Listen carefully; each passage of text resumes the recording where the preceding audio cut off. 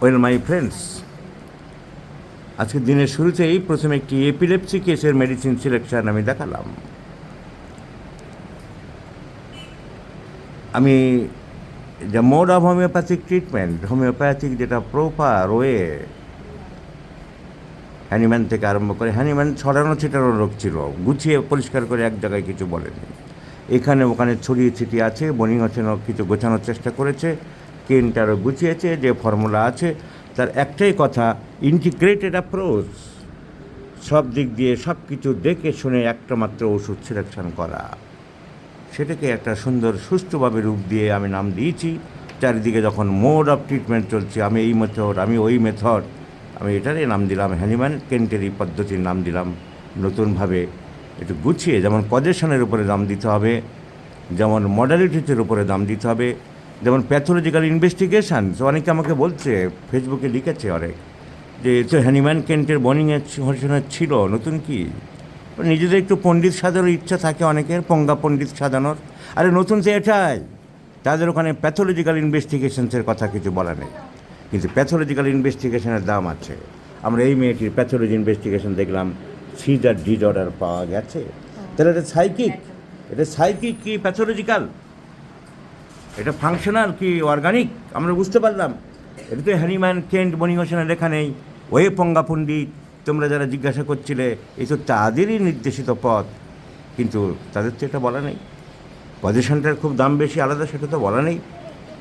So doctor Rabin Barman's mode of homeopathic treatment যা চালু করে দিলাম, তা যারা আমাদের ফলোয়ার, যারা আসল হোমিওপ্যাথি শিখতে চায়, ওর প্রত্যেকটা পয়েন্ট খেয়াল করলে বুঝতে পারবে।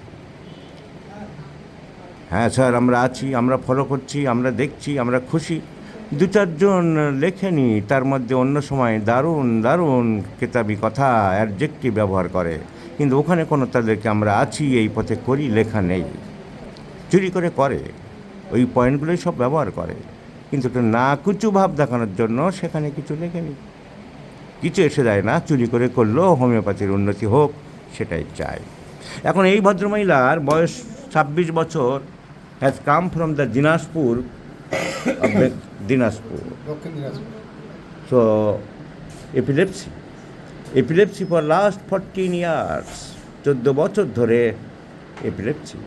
অমাবস্যায় ভালো করে লক্ষ্য করে দেখেছে, অমাবস্যায় বাড়ে, পূর্ণিমাতে বাড়ে। এছাড়া পাস্ট হিস্ট্রিতে, ফ্যামিলি হিস্ট্রিতে টিউবারকুলোসিস আছে। মেয়েটির চর্মরোগ হয়েছিল এবং মলম লাগিয়েছে, সাপ্রেশন অফ স্কিন ডিজিজ আছে।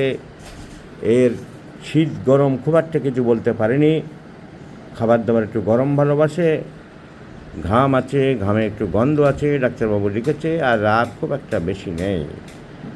আর এর ওষুধ কী হবে, আমাদের দুনিয়ার ডাক্তাররা সঠিকভাবে কেউ বুঝে উঠতে পারছেন না, তাই কেউ কিছু বলতে পারলেন না। আমার 1 সেকেন্ডেই 10 সেকেন্ডেই ওষুধ প্রেসক্রিপশন হয়ে গেল। The selection is very easy, silicea is the choice of remedy. তার কারণ মাইল্ড টেম্পারামেন্ট, ঘামে গন্ধ, পূর্ণিমা অমাবস্যায় বাড়ে, 3টে সিমটমে সাইলিশিয়া। গরম বেশি কি শীত বেশি বুঝতে পারিনি, ওটা নিয়ে আমার মাথা ঘামানোর দরকার নেই। আমি বারবারই বলেছি, এই টপিক্যাল কান্ট্রিতে রুগীরা নিজেরাই বোঝে না যে কোনটা বেশি না। এই সকালের দিকে গরম, বিকালের দিকে ঠান্ডা, এই সারাদিনে খুব গরম, রাত্রে ঠান্ডা। আর মালভূমি এলাকায় এই বিশেষ করে, সেখানে তো শীত গরম বোঝাও মুশকিল হয়, দিনে খুব গরম, রাতে খুব ঠান্ডা। তো ওইটা খুব বেশি স্ট্রং না পেলে আমরা এমন কিছু জোর দিতে পারি না। কিন্তু moon phase aggravates silicea. Mild temperament, Kent hepatitis যারা জানে না তারা দেখে নাও। মাইল্ড টেম্পারামেন্ট, মাইল্ডনেস, কয়েকটা ওষুধ আছে যারা শান্তশীল, অত রাগটাগ নেই। পালসেট্রা অ্যান্ড সাইলিশিয়া, 2 ইম্পর্টেন্ট মেডিসিন।